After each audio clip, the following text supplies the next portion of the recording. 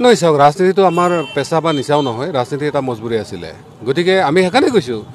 যে নৱশৰণীয়া যদি আলফাৰ প্লেটফৰ্মৰ পৰা আহি কিনে MP হ'ব পাৰিছে আৰু নিশ্চিতভাৱে তেনেকুৱা MP হওক MLA হওক কমচে কম পঞ্চায়তৰ সভাপতি সম্পাদকটো হ'ব পাৰিব আৰু এজন পঞ্চায়তৰ সভাপতি হ'ব বলেতো এক্টিভিটিবিলাক কৰা সুবিধা হ'ব নেতৃত্ব লোৱাৰ কিন্তু আমাৰ মানুহখিনি হয়তো এই অভিজ্ঞতা জ্ঞানখিনি নাছিলে বহুতে এইবিলাক ডিনাই কৰি আছিলে পলিটিক্স আচলতে আমি নিবিচাৰিলেও এৰাব পৰা বস্তু নহয় আজিকালি বহুত এনেকুৱা ধৰণৰ উঠি অহা চামটো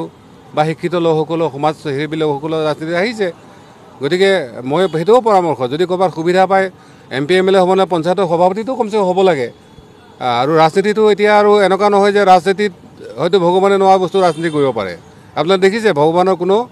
কি কয় আউটগয়িং নাই কিন্তু ৰাজনীতিৰ আপোনাৰ মানে একদম ইনকামিঙৰ পৰা আৰম্ভ কৰি হয় নহয় চব আছে গতিকে ৰাজনীতি কৰক বা ৰাজনীতিৰ কিছু ক্ষেত্ৰত ভূমিকা এটা থকাৰ দৰকাৰ আছে বুলি ভাবোঁ মই ভাবোঁ যে আজিৰ দিনত যিটো পৰিস্থিতি চলি আছে এনেকুৱাই যদি হয় আৰু হাগ্ৰামী মহিলা যদি আমাৰ হেৰি হয় বুজাবুজি হয় এলায়েন্স হয় তেতিয়াহ'লে মই ভাবোঁ আমি দুইটা পাৰ্টি মিলি কিনে চৰকাৰ বনাব পাৰিম এইখিনি সুবিধা আছে কাৰণ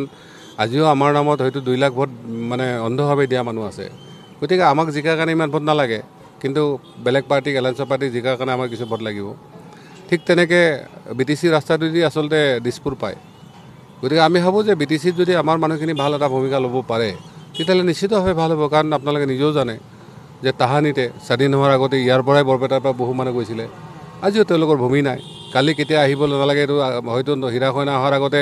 তেওঁলোকক কাণত ধৰা ঢুকাইছিল বহুত কিবা গৈছিল বহুতক মাৰিছিল কিন্তু আজি সেই পৰিস্থিতি নাই তথাপিতো কিন্তু তেওঁলোকৰ সমস্যাবিলাক সমাধান হোৱা নাই সেইকাৰণে আমাৰ মানুহবিলাক যদি মাৰবান্ধি থিয় হয় মই নিশ্চিতভাৱে আহি থকা দিনত আমি এই ধৰণৰ সুবিধাবিলাক লোৱাৰ পৰা আৰম্ভ কৰি বাকী ক্ষেত্ৰখিনি আগবাঢ়ি যাব পাৰিম মিত্ৰতা কি হ'বনে আপোনালোকে কি ভাবে চাওক আমি কৈছোঁ মিত্ৰতা দুৱাৰ খোলা আছে গতিকে যিহেতু ইলেকশ্যন বহুত দেৰি আছে আৰু তেওঁলোকৰ মাজত আলোচনা বিলোচনা আছে আৰু ফিল্ডৰ কথাটো এনেকুৱা যে বিশেষকৈ আমাৰ অজনজাতীয় বহু লোক হাজাৰ লোক BPFত আছে তেওঁলোকেও বিচাৰিছে এবাৰ হাগ্ৰামা মহিলাক চান্স দিব লাগে গতিকে সেই ধৰণৰ যিটো এটা মানে নেৰেটিভ ইয়াত হৈছে আমি সেইটো অলপ আগবঢ়াই লৈ যোৱাৰ চেষ্টা কৰিছোঁ আৰু মই ভাবোঁ নিশ্চিতভাৱে ভাল এটা ৰিজাল্ট আহিব এইবাৰ